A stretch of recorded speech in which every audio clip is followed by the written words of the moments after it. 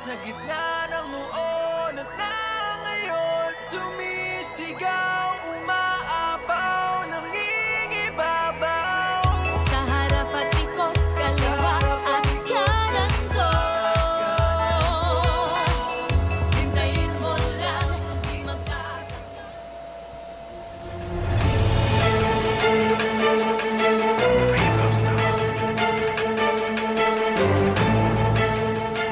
2 o'clock, 44 minutes after 2 o'clock in the afternoon, time check.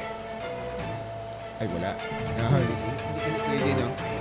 Mayong hapon, banwang hinubaan. And gagoom-goom naman. Kay nasang udto ka sa ano sang init ka siyado ka sakit. Kada hapon daw mo ning mabatyagan naton nga medyo gagoom-goom. Prepara na lang nga daan sang ma-cover sa aton nga mga ulo ko ni kaso gidman kay daw mo nagid maning nagakatabo kada hapon. May importante subong nga hapon nga igadalon ang aton nga municipal health officer pagi sa iya opisina ang aton nga rural health unit. Ang topiko is about ASEAN Dengue Day, no? Daw ara na subong nga balita nga nagaduging na amat-amat naman nga nagaduging ang dengue. Good afternoon sa aton nga health officer, Doktora Roena si Abilla. Doc, good afternoon. Good afternoon sa tanan. Yes, Doc. Ano ang mga importante nga pag-asayran sa aton subo nga mga nagaupod sa aton programa, isa ini ka special broadcast, no? Nga igadulong ni Doktora Roena si Abilla. Yes, today is June 15th, 2022 and has been declared as the ASEAN Dengue Day. So, mataglang kita information on what is dengue, paano siya i-avoid, i-prevent, at paano siya gina-treat. Ang dengue, Dok, is sa una, Dok, inang Yes. makulbaan kagid bala, Dok, kay daw damo man mga nagakatabo nga mga casualties sa mga balita. So that's why preparahan naton, Dok. Preparahan naton ang matabo, no? Oo. Dengue is sometimes when it's severe, it's deadly. Deadly, No? yes. Oo. Deadly. Kaya may ara kita nga kaso in the past. We have a dengue outbreak in the past and we have deaths of dengue. Yes, so on the record. So, Doc, ano ang imo mga inputs sa mga hapon para nga mapreparahan naton ang dengue, no? At batian na ninyo sa mga nanagligad nga mga ginaistorya man pero mas maayo i-rewind naton, no? I-rewind naton kung ano ang bagay naton himuon matag adlaw sa subong nga tiyempo kay daw mo gid subong ang ulan init, Doc. No? Yes. Rainy season, gid nag-hatch ang aton mga lamok, ang mga itlog sang lamok, comes in contact with water, sila, ma-hatch, kag mahimo sila nga kitikiti, and then later will become adult mosquitoes na pwede makadala sang sakit nga dengue. Tama. Oo. So ano ang paghimuon naton, Dok, una-una gid sa Okay. aton nga mga ma-prevent naton ang dengue sa atong palibot? Sa una anay explain ko what is dengue. Yes, Ang dengue ay isa ka infection nga sanhi sa isa ka virus, no? It's like COVID virus, di ba? Virus man ang COVID. Nga dala sang kagat sang lamok nga Aedes aegypti. As differentiated from a virus, differentiated from bacteria, wala siya sang bulong antibiotic. Ang aton yung mga bacteria may mga bulong nga antibiotic. Kag tapos ang virus ya mapatay lang siya na sa when out of the host body. For example, out siya sa iyang diri ang aton nga insekto nga is lamok. O kag din dalon sa tawo. Kung ma-out na iya ang virus, mapatay siya. Unlike ang bacteria like the TB bacilli can stay in the space for so long kag mahaklo naton. So the virus needs the host. It's either the vector insect. In case of dengue, it's the Aedes aegypti and the Aedes albopictus, day-biting mosquitoes, and transmits them to the host, which is the human. So, ang sakit nga dengue ay ara siya sa mga tropical countries katulad sa Pilipinas. No. Kag may apat ka klase nga dengue virus. Munang dengue 1, dengue 1, 2, 3, and 4. 4 siya ka klase. O pwede ka sang nagligad, nagbakasakit ka, ang imo nga virus is dengue 1. Wala siya wala siya nagabuot sing ganoon nga kung nagkasakit ka sa dengue, immune ka na sa iban nga dengue because there are 4 strains. So pwede ka makasakit sa dengue nga caused by dengue 1, sunod nga tuig dengue ka naman, dengue 2 na naman nga virus ang nag-atake sa imo. So isa siya ang dengue is the most prominent symptoms ng dengue is fever o kung lagnat. That is what we call dengue fever. Kag kung may ara na siya nga pagdurugo o kung naga-bleed ikaw, nagdugo ang imo nga ilong, imo tiyan, that is called dengue hemorrhagic fever. Okay? So, ang carrier doc is labok gid. Yes, it's day-biting mosquitoes. Malibot sila sa adlaw sila nagapang kagat. Kag low flying mosquitoes ara siya sa mga table, under sa table, ara siya sa mga desk. That's why kung kita magpongko paraspas kung taan na yung dalom sa lamisa takay basi ara da ang Aedes aegypti or Aedes albopictus, which could makakagat sa imo kag pwede ka magmasakit sa dengue fever or dengue hemorrhagic fever, which is more serious. So kita nakabaton sang radio message from the provincial health office, no? Because as message received, amo ni ang text ang message. The Aedes-borne viral disease prevention and control of the DOH Western Visayas, amo nang Region 6 aton. Nag-recognize nga ASEAN members, ang ASEAN ni bala sang mga ASEAN countries. Nabilog kita sa ASEAN man. Kita ang nag-hold sang large part of global burden of dengue. But sing ganon, ang dengue ari sa ASEAN countries. Sa ASEAN countries. That's why the ASEAN Health Minister declared June 15 as the ASEAN Dengue Day during their 10th ASEAN Ministers meeting held in Singapore last July 22, 2010. That's why today, June 15, is the ASEAN Dengue Day.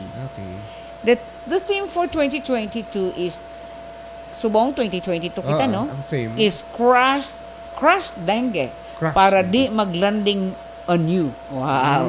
Ano siya? Bilingual. Crush dengue para di maglanding on you. Amo nang theme for 2022. So, in line with this, gusto ginaton i-remind ang aton mga katawhan sa aton community the importance of enhanced 4S kontra dengue strategy. Which the 4S are Tagalog na subong, no? Sang una in English yan. Sang una ang 1S is search and destroy dengue breeding places. Muna ang sa ano ang imo mag-search and destroy number 1? So amo na ang sa English. Ang sa Tagalog nga suyurin at sirain ang mga pinamumugaran ng mga lamok. Second S is secure self-protection. Kung sa Tagalog mo siya, sarili ay protektahan laban sa lamok. Paano ma-protect? Ang aton mga bata dapat long pants, kon kag nagagamit sa mga insect repellent o kon mga off lotion. At third S is sumangguni agad sa pagamutan kapag may sintomas ng dengue. So in English, seek early consultation. And number 4 nga S is support fogging or spraying only in hotspot areas. So, muporta ng fogging and spraying kapag may banta ng outbreak. Amo na ang theme. The province of Negros Occidental also, nagpasa sila sa resolution. Naghimo sila sa tinatawag nga May resolution may din, Doc. resolution Executive Order number 22-6 series Executive of Order, 2022. Okay. An executive order revising the Provincial Task Force on Dengue, known as Dengue Task Force Bantay Lamok, with modification of its composition. So, ginmodify nila ang composition, and the chairman of the Dengue Task Force in the province is the governor, Honorable Eugenio Jose Villacson. The co-chair is the Provincial Health Officer, Dr. Arnel Tumimbang, and Honorable Araceli Somoza, the Sangguniang Pandalawigan Board Member, Chairman, Committee on Health. Committee on Health. Dr. Maria Gurley Pinonggan, our head of Hospital Operation Division. And then the members are the representative of the Red Cross, representative of civic organization, representative of the Department of Health, that is CHD6, representative of the Association of the Municipal Health Officers of the Philippines, representative from DepEd, and representative from NOCPO. So, ang ilang compositions ng Dengue Task Force, amo ng ilang mga duties and responsibilities. Supervise the implementation of existing programs under the PHO, collaborate with blood centers and hospitals to ensure ready supply of blood and its products for dengue. Diba? Kung ikaw naghimo ka ng dengue hemorrhagic fever, nagkadugo ka, and you need blood for that. So, it's part of the task force responsibility nga mag-collaborate sila sa mga blood centers. Collaborate with DOH in utilization of blood stations. Recommend policy pursuant to dengue prevention and control. Tapos coordinate with the local government and the interlocal health zone for the setting of barangay-based monitoring system. Environmental management, vector control, health advocacy, dengue management, referral protocols, and surveillance. Collaborate with private sector in the planning and implementation of the program. Supervise the reorientation of hospital personnel, barangay officials, and healthcare providers in the implementation of treatment protocols. Coordinate with local foreign agencies for technical assistance of the project. Perform such duties and functions may deem necessary. Okay, amo na ilang duties and responsibilities. Ang ilang funding, the funding needs and requirements shall be provided by the provincial DRRM budget and other sources as part of preparedness and response and DRRs. Okay, so pwede tagali makakuha sa aton nga DRRM. Kapamati nga gurang taga DRRM. Kaya tandem ka mo ni Sergio Yusay. Okay. So, sa background pagid, more on dengue. Dengue is the fastest. Dasig siya mag-spread nga vector-borne disease in the world. Endemic in 100 countries, di ba? Hindi siya pandemic. Unlike the COVID, pandemic. Sa 100 countries lang ang dengue. And it is mostly in tropical countries or the ASEAN countries. And that Philippines included. Okay. So, sa nasiling ko na dengue has 4 serotypes: the dengue virus 1, dengue virus 2, dengue virus 3, and dengue virus 4. So kung nagka-dengue ka and it was caused with dengue virus 1, it doesn't mean nga hindi ka kamasakit liwat. Pwede ka makamasakit maximum of 4 sa imong lifetime sa bilog mo nga kabuhi, because there are 4 virus serotypes, no? Kung hila naton kadok, hindi ka na magduwa-duwa, go to your doctor dayon. Yes. Sa subong at timpo. Amo nang number 2, seek early number 3, seek early consultation. Yes. So, dengue has no treatment, but the disease can be managed. Especially kung early lang siya, dasigid nga ma-manage ang dengue. Amo ni ang dengue cases nato, no? Sa first 5 years, cases of dengue is 185,008.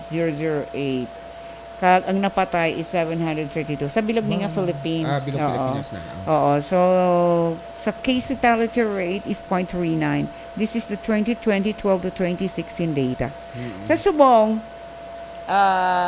we have 3 cases, confirmed dengue cases in our... Hinuban? Yes. As of today, 3 3 pa dengue lang. case, 3, Oo. tatlo. But then, sa nasiling ko na, this is the ASEAN Dengue Day because this is the rainy season. Nagaulan, Gainit, nagainit. do amo gini siya. Kung Ang paborito. Oo. kung mangitlog ang lamok sang iya nga during gainit. Pag nag-ulan, ang itlog sang lamok mag-come in contact with the water. Ma-hatch.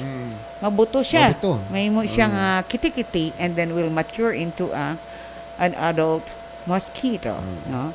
So the transmission of dengue virus is transmitted by day-biting mosquitoes, which are the Aedes aegypti and the Aedes albopictus. These are low-lying mosquitoes. No? Di ba? Adlaw sila gakagat. Yes. Oo.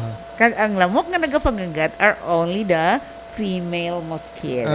Okay. Yes. Oo. Ano Tandaan ta, ang nagapangagat nga lamok is only female. Babae na siya. Yes. Basta ganit kadton kamo sang lamok, automatic babae ina nga lamok. Kay ang lalaki dok, way dok gapangagat ya dok. Why siya? Tapos ang kung may nagatingog ba lang isang lamok sa imo dalunggan? Daw nagakuan-kuan. These are not biting mosquitoes ang nagatingog na lamok. Ay, Oo. okay. Oo. Oo. So ang classification sa dengue case is according to the kung ano ang iyang severity, kung ano siya ka-grabe. Pwede lang siya mild, pwede lang sa balay, pwede man siya maging severe, kailangan siya i-hospital. So the dengue illness is categorized according to severity, no? As dengue without warning signs, dengue with warning signs, and severe dengue. Na ta sa warning signs. Oo. So, Dengue without warning signs can be further classified according to signs and symptoms and laboratory tests. As amo ni ang sa dengue without warning sign, pwede siya nga suspect dengue. oo, suspect ka Ang na. suspect dengue ang previously well individual tapos naghilanat siya for 1 to 7 days. Ang iya hilanat plus duha plus 2 symptoms of the following like headache, body malay o kon galuya ang lawas, retroorbital pain, gasakit ang sa likod sang mata, gasakit, myalgia, panakit ang mga muscles, and gasakit ang kasukasuan, arthralgia, anorexia, that is wala gana magkaon, kasukaon, gasuka, ga diarrhea, o kon gapamula ang panit, o kon may panit. rash siya, may rash. Garasis. oo. That is suspect dengue, no? Hilanat nga 1 to 7 days plus 2 of the following ang ginhambal ko. Oo. Kung probable dengue ka, that is a suspect dengue atong gahilanat plus the 2 symptoms plus laboratory test nga nagapakita ang CBC nga manubo ang Manubo. iya nga platelets. So, Oo. dira na ta. Oh, that is the probable dengue. And number 3 on the dengue without warning signs is the confirmed dengue. That is a suspect, ginambal ko na kagina, probable dengue with positive results of viral culture. Baligin culture gid yang iya nga dugo kang nakita gid ya ang dengue nga virus. Oo. And number 2 is letter B. Ang ginaya letter A, no? Dengue without warning signs. Kag under the A is the suspect, probable, and confirmed dengue. Next is the dengue with warning signs. Ini naman niya, previously maayo ang iya pamatsyag nga tao, but then nag-develop siya fever for 1 to 7 days plus any of the following. Sakit ang iya tiyan, ga sigisuka, ga dako ang tiyan nga daw may tubig, gag nagadugo ang mga lasi. Kag daw ginatuyo ng pirmi or restless, hindi mapakali. And then the liver, kung hikapon mo, enlarged or dako. And there is increased hematocrit and decreasing platelet count. So that is dengue with warning sign. And letter C is the severe dengue. Diri sa severe dengue, amo na ning dengue shock syndrome. Shocky ka na. Nubo ang imo blood pressure. Kag nagahapo ka, there is accumulation of fluid sa imo nga lungs. And there is severe bleeding. Amo na siya ang severe dengue. Amo na siya ang shock ka na. Oo. There is severe organ impairment, no? Ang iba ng nag-seizure, kung daw ginakuyap. There is renal failure, kag myocarditis. So those are the ano tong ganing ginambal ta, classification and level of severity, no? Ang gina-term nga mabatian ko pero Dok, dengue shock amo nang automatic ga kag patay gina sila kun hindi magapan Oh, yes, Dok, that is severe dengue. Oo. Kasi ganun damo nag-bleed sa iya. Oo. So the phases of dengue, may ano siya phases step by step. A is the febrile phase, usually lasts for 2 to 7 days. May ara siya pamula-pula, may ara siya petechiae, may ara man siya nga pagdurugo. And pero mild lang. Monitoring of warning signs is crucial at this stage, no? The next is critical phase. This is the phase when the patient improve or it's either nag-improve siya, nga nagdura na siya, or nag-deteriorate, naggrabe. Grabe pa Oo. Usually, ang pagnubo sang hilanat occurs between 3 to 7 days of the illness. This is where the body hindi na siya febrile. No. For those who will improve after defervescence, kanang nubo na iya hilanat, will be categorized as dengue without warning signs. While those who will deteriorate, naglain ang ilang sitwasyon, and will manifest warning signs will be categorized as dengue with warning signs. And some may progress to severe dengue. Kung ang warning signs ma-occur, severe dengue may follow after the time of defervescence or near the time nga nawala na siya hilanat, which is usually 24 to 48 hours. So that's why kung naghilanat ang bata, Kalabanan din bata. dapat bantayan naton kay basi mag-progress siya sa severe. No? Okay. Usually dira nag-occur ang severe bleeding after wala na sang hilanat. Oo. Then letter C is the recovery phase. This happens the next 48 to 72 hours in which the body fluid goes back to normal. Ang recovery phase, the patient has general well-being niya nag-improve. Just like kung ang bata nagahampang-hampang na or nagakaon na, nagainom na. Pag-sick na So, siya. aman ng recovery phase. Some patients still have classical rash, no? May mga pamula-pula.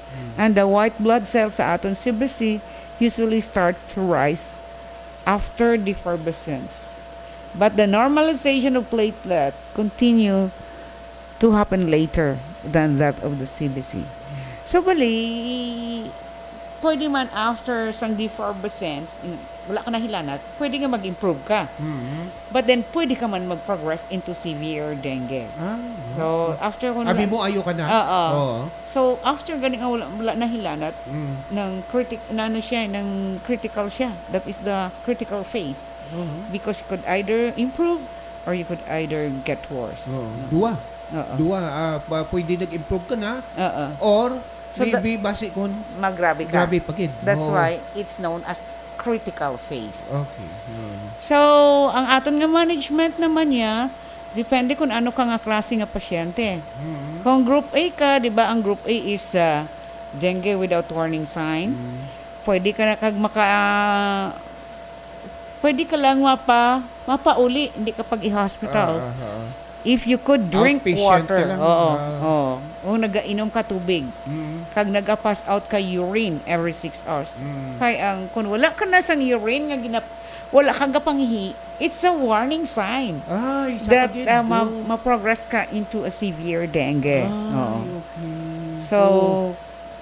So, monitoron pati ang pangihi sa mga bata. Kung bata and adult. Kag-adult man, kung wala ka na gani nagapangi within 6 hours, duda na. Duda that ka na. means kulang ka sa fluid imo lawas. Okay.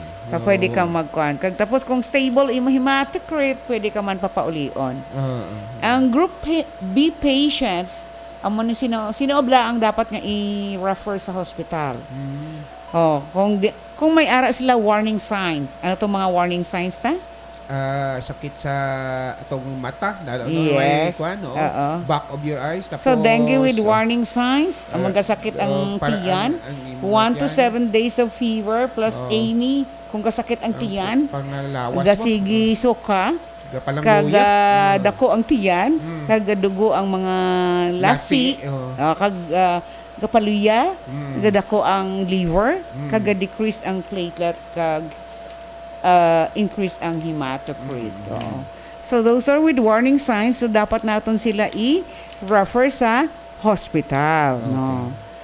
So Inang pabalik-balik nga hilanat amo na ugurodok ang buot mo sing ganon nga abi mo okay ka na kay naayo ka na. Oo. Gali kay pagbalik niya sobra pagid. oo. So that is the critical phase ang ginaistorya. Oo. So without warning signs, pwede man nga wala siya warning signs, pero may coexisting siya nga mga conditions. Like may gabusong siya o Okay. kung very young siya, infant, o kung tigulang, old age, obese, ang mga obesity, those with diabetes mellitus, those with hypertension, heart failure, renal failure, sickle cell disease, and autoimmune disease. Wala siya warning sign, but may ara siya iban nga masakit, dapat natin siya i-refer sa hospital.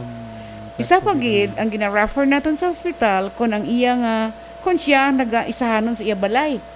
Kag naga-istar o kung ang iya ilistaran layo sa health facility nga hindi natin ma-monitor ang iya nga signs and symptoms or ang iya nga platelet and hematocrit.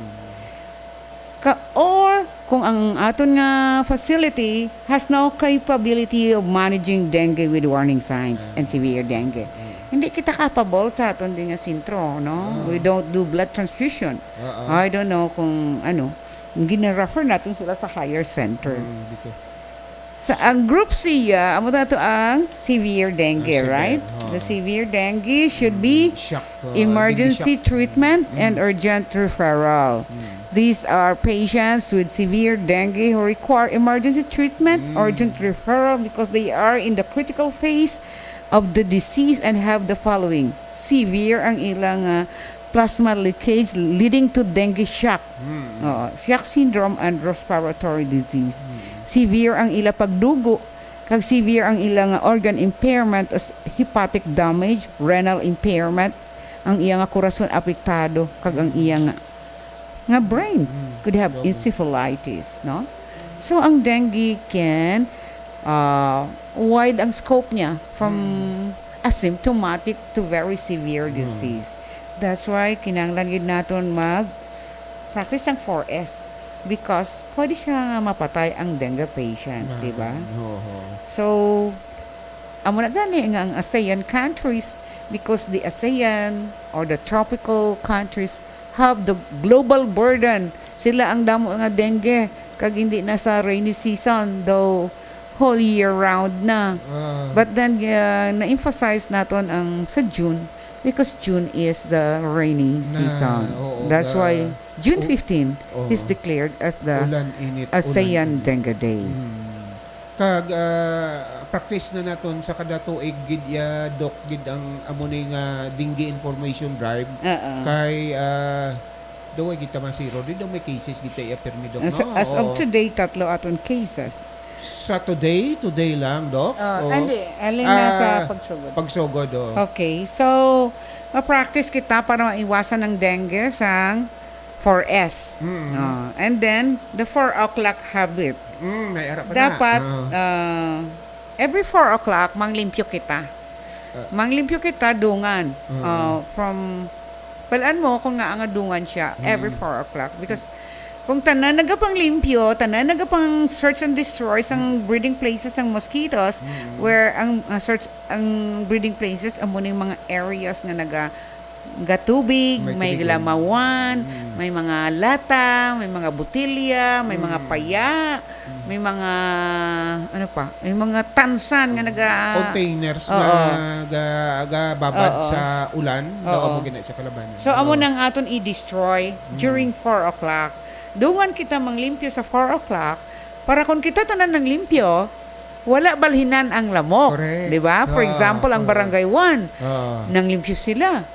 Ang next nga barangay 2, wala nang limpyo. Dito na tanan yes, makanto sa ila. So that's why dungan dapat ang panglimpyo. That is the 4 o'clock habit. Amo na ang stop at 4 a.m. kag manglimpyo. Actually, our di ba may ara man kita create sa aton barangay nga dengue. Task force. Oo, yes. So, kita, ay, ara kita sa nadugay na. May So, nagka- dapat na. i-activate sang barangay ang iyang dengue task force. Maubra sang 4 o'clock habit. Maubra man sang pulong-pulong para sa dengue. Para ma-inform ang mga tao. Information drive. Oo, yes. So, search and destroy. Stop at 4 p.m. kag manglimpyo.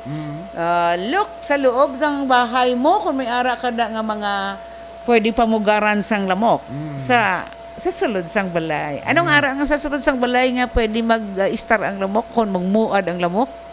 Ang mga flower-based nyo, ang mga containers, ang mga inyo nga tubig nga wala taklob, nga stagnant siya, no? Stagnant water.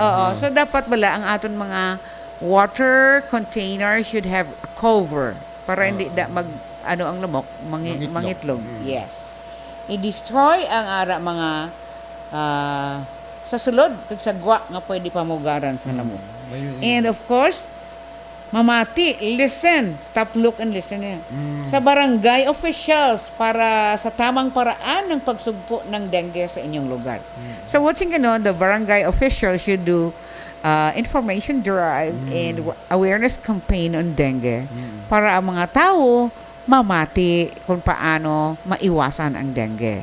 Para yung subong, kabay pa nagapamati ka mo, kaginahimo ninyo ang amon nga mga ginapanghambal. Mga dabo nga mga tanom, triman, no? Oo, mga dabo. Sa mga eskwelahan, daw kalawig nga wala nakabalik ang mga kabataan naton. Subong daw may ara na hagyon nga mabalik ang face-to-face before pakadto sa eskwelahan. 3 months na nga daan ang nagdalabong naton nga mga tanom palibot gid sa eskwelahan para makalikaw sa dengue, no? Balaan mo ining dengue is very daw makibot ka lang baladok ay may kaso to amo ni nga barangay na ano to ti mapatay dayon amo pa pagpanik naton tanan-tanan na amo pa pag ano naton nga basi kun may mga history naman di sa tupad naton matabok na ni kay sili ang kululbaan nga term ginagamit sakto na dok imo nga for 4 o'clock habit kay basi ma-transfer to sa piyak ka barangay. Yes. That is the rationale nga adungan kita mag 4 o'clock habit. Dira na siya. Okay. So sabor So anyway, today is the June 15, 2022 is the ASEAN Dengue Day. So this is the right time. Actually, dapat all the time. But then, hindi lang kayo subungad lang. Gin-declare lang siya as Dengue ASEAN Day to highlight kag matagaan pagtamod ang dengue nga masakit. Okay. So, tatlo lang anay. Yung kabay pa, stop na. Stop na. Tapos kung wait ka balo nga may dengue case kita. Na-admit na sila sa Bacolod, but the provincial health office surveillance, may ara nga surveillance ang dengue cases. Pabado sila nga, you have a case of dengue at Corazon Luxan, case of dengue at other hospitals. Amo na sila nagapabalo kita. Gina-monitor ang dengue because dengue is reportable siya. So, ato naman ang experience no? Every year may ara kita kaso sa amo na ni nga mga binulan nga mga gasugod sa Juno dok no daw diri na yung matamat sugod na so mamatyag-matyag na ta kay ti subong din sugdan ang kampanya naton kagabay pa maabot man ni siguro sa barangay na dok sa imo guro na nga kwan nga level na maagi ang imo nga pabalo sa kada barangay nga i-alert na ang aton nga dengue task force in every barangay nga na ano na naton actually ang aton nga mga health personnel ang aton midwives naghimo na sa dengue awareness campaign sa ilang nga barangay. So padayunon lang naton ang pagpanglimpyo. Daw ang pinaka bottom line is panglimpyo. Yes. Panglimpyo gid. Kag aligmat sa mga tubig abog ito pakulbon ang mga paya, mga lata, mga container na nga nagababad nga maulanan gani hindi mo matalupangdan may unod gali tubig napawala lang Nga botilya. Botilya. Even tansan. Tansan nga gamay. Oo, even ang inyo balang mga poste. Poste sang inyo kudal kudal, nga kawayan nga pusog. May kuna. Di ba? May ano siya nga may- pwede pwede. ang mga tubig. Correct. Ang inyo obrahon, butangan nyo sa sang balas. Sand. Sand. No. Kung may ara ka mo nga daw lamawan, nga wala nagamala, may ara kita nga tablet nga ginahata butang para nga wala sang mosquitoes. Pero kung daw tulogban siya, nga damo siya tubig, dapat butangan niyo sa isda. Because the isda will eat Amo nang nakapangaon sang kiti-kiti. sang itlog sa Yes, sa oo. mga lamok mo. So, Ang butang tagidya permisa to no una nga ang carrier gid sinisiyang dengue is lamok gidya Yes. o lamok Aedes gidya. aegypti and Aedes albopictus, Mm. day biting and low flying mosquitoes. Ara siya sa mga under table, ara siya sa mga desk. So before ka mag-obrada kag magpungko, paspason mo anay ang idalom sang lamisa kay basi ara da ang Aedes aegypti or Aedes albopictus. Offlosion kung may Yeah. kwarta kita i-practice gina sa subong nga mga inadlaw sa mga bata naton nga kung adlaw na siya pangagat hapon na siya dok no almost yes. kalabanan na mga Daw twilight, daw mga five. kada hapon na siya pangagat banyo sana sa offlosion or hindi na pagpalagawon ang bata sa mga sa muna nga mga chimpo no para ma-prevent para nga hindi na taliwat pariyo sa mga balita-balita sa ligad ng mga tinuig nga kaluoy sang nadulaan sang kabuhi ng mga kabataan no. Ang mga death na bala mga bata. Bata gid kalabanan no. Ti kaluoy sa ila wala na sila ikabalo. Kita iyang mga gulang amo na kaintindi. So ara gyapon sa ato ng basol sa ulihi no.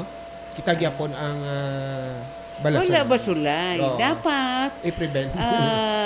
binuligay. Binuligay, Magbulig sa trabaho para sa tanan, di ba? Oo.